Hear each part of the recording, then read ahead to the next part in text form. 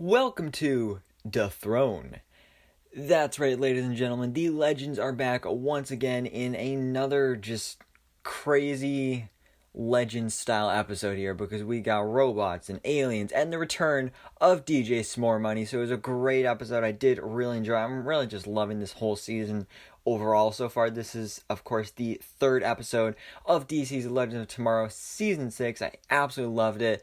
And let me know your thoughts on this episode in the comments below. But also, quick spoiler warning if you haven't seen it yet, because we are breaking this thing down in depth. So, let's get into it. So the episode starts off with this robot that shows up to Earth just looking for Earth's ruler, and he's like, where's your king, and all this stuff. And then he sees this flyer mentioning DJ S'more Money and how he is the king that is going to defend his throne. So he automatically is like, alright, I'm gonna go after DJ S'more Money. And then he actually kills him. So then the legends find out about this, of course, because DJ S'more Money was Zari's ex. So they decide they have to go back in time just a day before, or maybe even just a couple hours before, in 2045, to save DJ S'more Money. And chaos just ensued after this, because once they get there, things are pretty interesting. First of all, Dwayne Johnson, like Dwayne The Rock Johnson, is the president, which I think is just awesome, especially because literally at the same time right now, Young Rock is airing on NBC. New episodes Tuesday nights. Great show, by the way. And in that show, it's about, like, in the future, Dwayne Johnson is the president, or like he's running for president. So I think that was pretty cool. And honestly, I think he would make a great president, and I would not mind seeing that in real life someday. So we'll see if that actually comes about. But here in this future, during Dwayne Johnson's presidency, we have The Throne, which is this big talent show competition that is basically ruling network TV. And DJ S'more Money is a judge because he is like the king from last year. He won last year's competition. So now he's kind of like the main judge that's like basically controlling what goes on there. So the legends show up, and also the robot shows up as well, and they actually fight each other. And after the robot just completely demolishes them. It was cool to see Nate using his powers again, because you don't see that very often. But after this, DJ, he gives the robot the golden buzzer, and then the robot becomes officially part of The Throne and this whole competition. So then Zari decides she's going to use her social media influencer powers here, and she reveals that she is the wild card contestant here for this episode of The Throne. But what's interesting though is that like this wasn't planned. She kind of just showed up. So I'm wondering like who was the original wild card contestant, because they never showed up. But anyway, she then joins the competition. She performs. Of course, gotta get another musical number here on Legends. We got a few of those last season. So then she performs. She does great. And then after this, her after performance time, her mom shows up actually, and they have a nice little conversation, and they're talking about her and John Constantine, or Johnny C.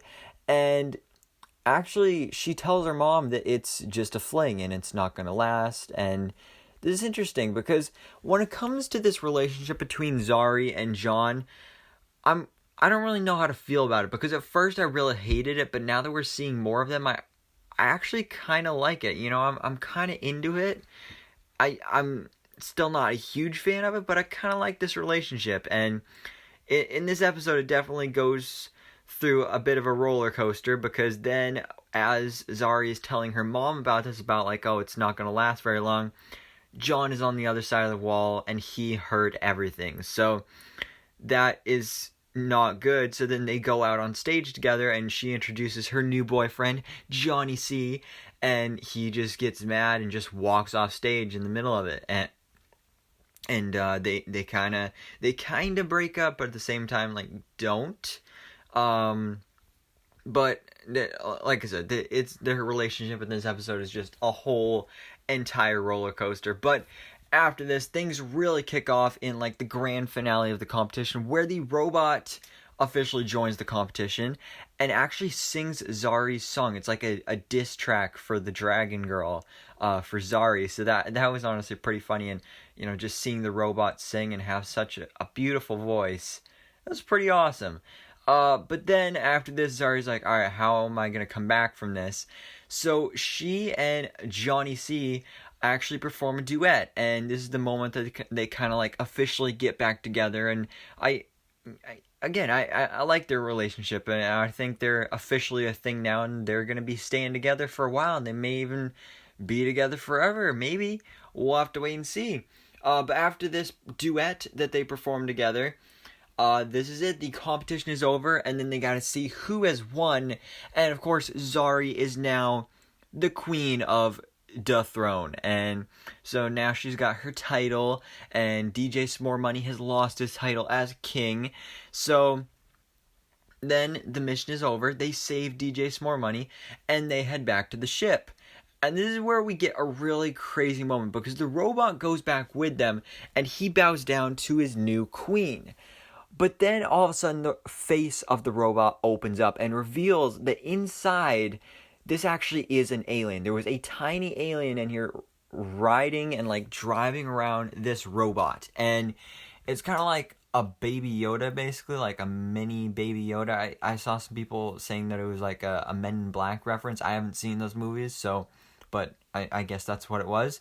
But it was just like this tiny little alien just started walking down the ladder, and then once he got onto the ship's floor, Mick just walked in and just stepped on it and just squashed the alien. It's like, whoa, Mick, that was harsh. But he actually comes in clutch here and comes to save the day, because apparently he heard earlier that the alien was mentioning Kayla, who of course, as we found out last episode, and the episode before that, was Gary's fiance, who he was kind of traded to marry.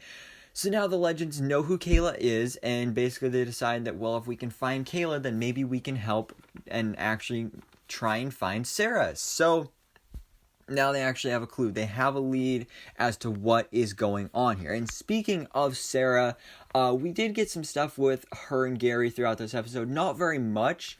It was honestly really confusing, because throughout the whole episode, it was like they were both seeing clones of Ava, and it was weird. Like, is this...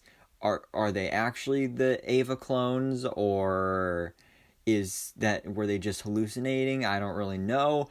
But then the final scene of the episode is Sara meeting this guy who just says, "Oh, the great Sara Lance, I've been waiting to meet you," or like, this is the moment I've been waiting for. And this, I think, is pretty much our big bad. This is our villain of the season, and this is the guy that basically sent Gary and Kayla to go retrieve Sara Lance. And I'm interested to find out who he is, what his powers are, and why he wanted Sara Lance. It'd be cool if it was maybe something like how in Marvel you have like the Contest of Champions, where it's like you just have these big all-powerful characters that just battle against each other and just kidnap people from across the universe who are like super powerful champions and all this stuff, and then they're like, oh, go fight this battles. I don't know, we'll have to wait and see, but I'm definitely excited to find out. But anyways, guys, let me know your thoughts on this episode in the comments below. What did you think about it? And stay tuned for next week's episode review and breakdown. But thanks so much for watching. Please drop a like if you enjoyed this video, and hit the subscribe button so I can keep you up to date on everything that goes on in the DC life.